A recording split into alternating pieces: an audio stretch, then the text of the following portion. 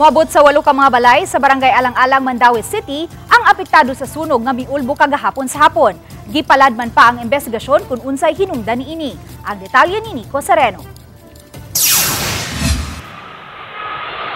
Pasado alas 4 kagahapon sa hapon gialarma ang sunog sa Mayol compound sa barangay Alang-Alang. Nakadako na ang kayo nga milamoy sa nagsikit-sikit nga mga panimay sa dapit. Giisa sa first alarm ang maong insidente kundi hingpit nga na fire out ang maong sunog mag alas 5 na sa hapon.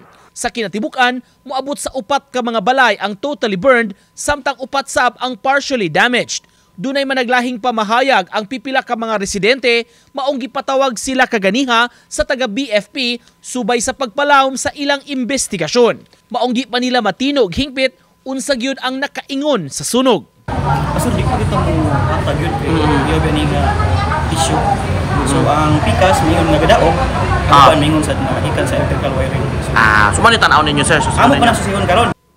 Gibana-banang moabot sa 300,000 pesos ang danyo sa sunog base sa taho sa BFP. Samtang gipasalig sa taga-barangay, maabagan ang mga naapektuhan. Ang pipila sa mga apektadong pamilya nag-star karon sa Mandaue City Central School. Ang special session paggawas og pan para sa nabiktima sa sunog. Uban ni Clans Gabutin, Nico Sereno,